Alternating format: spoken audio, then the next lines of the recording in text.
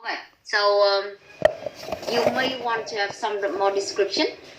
You may want to have some more description. Okay. However, the ways that she mentioned here is pretty good. Okay, so I'll just ask you one more thing. It is about the first one. Do you have any name for health problems or health condition? I think about many health problems such as coughing, obesity, have a cold, have a flu or fever or headache, allergy. Good one. Okay, so they are pretty common for us to have have a flu, have a cold, or coughing or sneezing or something else. Okay, agree. And some more serious, a little more serious one. We can have the obese or obesity. Okay, so it's pretty good. Of course, we will have some more phrases for the whole class, but it's okay first in terms of mentioning about some health conditions or health problems. Thank you. Now let's look at the third one.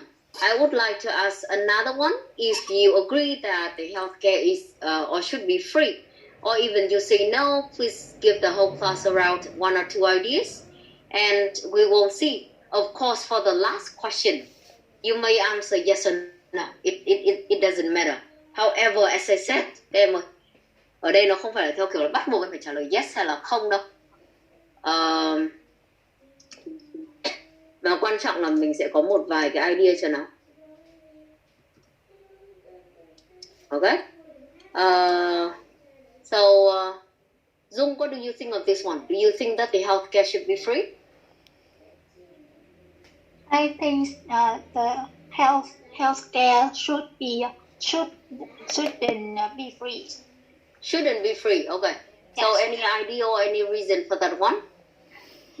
Because the medical care supplies require the best medical equipment and the best medicine. So if it's free, there won't be enough money to buy the. Yeah. Okay. So the first one you mentioned, I understand that we need money, we need investment, we need contribution, so that we can have the advanced equipment and also the medicine for other people, for the patients, right? Is that right? Okay. However, class, think about this one. It is just one idea and it is pretty good already. Đấy là một ý thôi, nhưng ý đấy khá tốt rồi. Chỉ có điều là khi mà mình trả lời phần 3 ấy, thì các em cũng có thể đưa ra thêm ví dụ chẳng hạn. Thì bởi vì là ở Việt Nam của chúng ta thì cứ cho là bọn mình chưa có cái phát triển bằng các nước khác đi. Đúng không? Và chỉ nói nên có thêm một cách, đó chính là khi mà mình có cái investment của những người khác hoặc là sự đóng góp của người dân thôi, chứ chẳng phải investment, thì có thể mình sẽ nâng cao được, mình sẽ làm được tốt hơn. Đấy, thì là mình lấy thêm ví dụ của đất nước mình ấy, thay vì cái việc là các em chỉ trả lời chung chung trên toàn thế giới, thì đây nó cũng là một cái vấn đề để mình có thể extend được câu trả lời mà mình không cần quá nhiều ý. Bởi vì thường cái khó khăn của mọi người khi đi thi ở phần 3, có thể em vẫn nghĩ là ôi cái này mình đang bị thiếu ý ấy, nhưng thực tế cho thấy là phần 3 này mình trả lời không cần quá nhiều đâu ạ, mà chúng ta đang hướng tới cái việc là chúng ta chỉ cần extend hoặc là mình có thêm description một chút, như vậy nó cũng đã là tốt hơn rồi. Và nó cũng là một trong những cái tip để mình trả lời phần 2, mà có bạn không quá nhiều nhưng 1-2 bạn trong lớp và give up em không trả lời gì cả, mà trong khi là chúng ta có cái prompts sẵn rồi.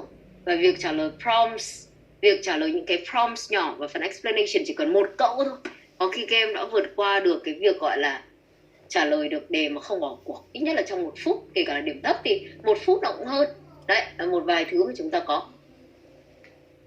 Okay, so in this one, now let's see about the vocabulary that I have some here. But as I said, do not be impressed by the number of vocabulary. The most important thing, it is about the application, okay, rather than the one that you just know and you do not have any intention to use them.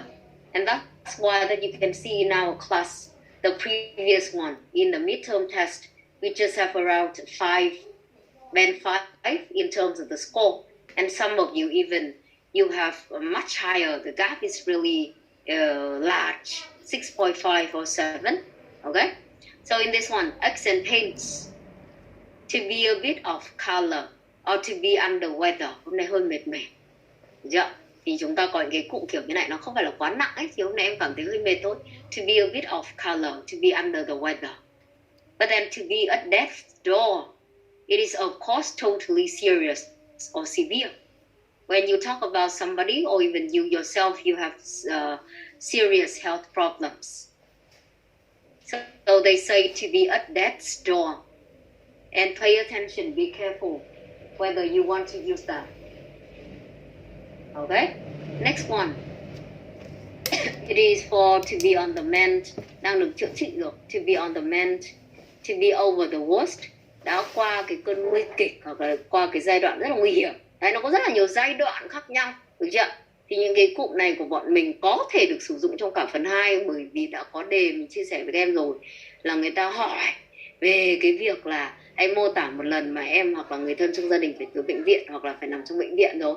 Đấy, chứ không phải theo kiểu là bọn mình lúc nào cũng chỉ có những cái cụm mà nhẹ không hoặc là nặng không. A blocked nose to catch a cold.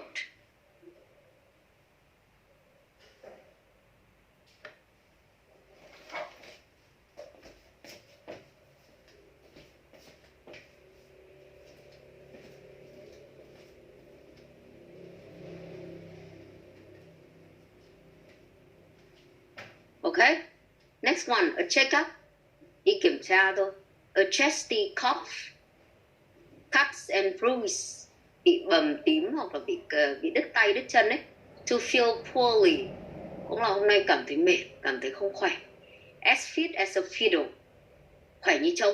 Đấy, hai cụm đối lập nhau đấy. As fit as a fiddle. To go down with a cold, to go private or GP. To go private của bọn mình có nghĩa là đi đến bệnh viện tư, đúng chưa? To go private là đến bệnh viện tư chứ không phải public. Và GP của bọn mình là viết tắt của General Practitioner, là kiểu bác sĩ đa khoa ấy. Mình chưa đi vào bác sĩ chuyên khoa vụ.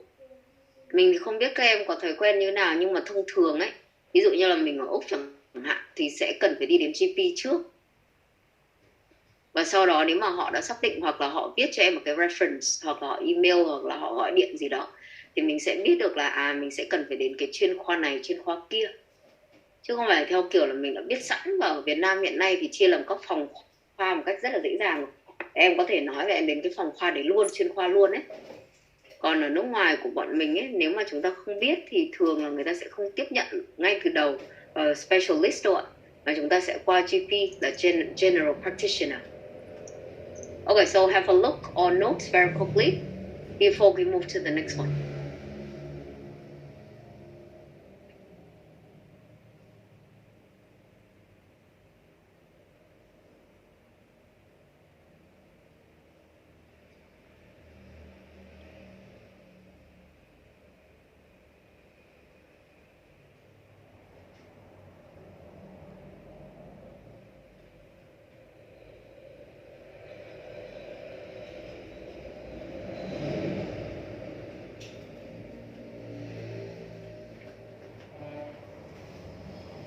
Okay, and finally, I know it's pretty a lot, but have a look. To have a feeling. Trồng răng, have a tooth out, nhổ răng.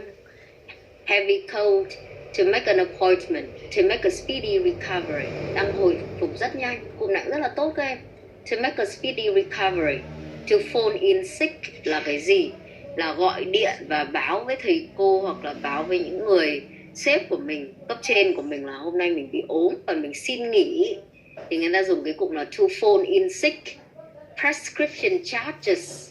Đấy, cái câu đầu tiên là hỏi về những cái cost mà các em sẽ cần phải trả ở trong đất nước của mình chẳng hạn.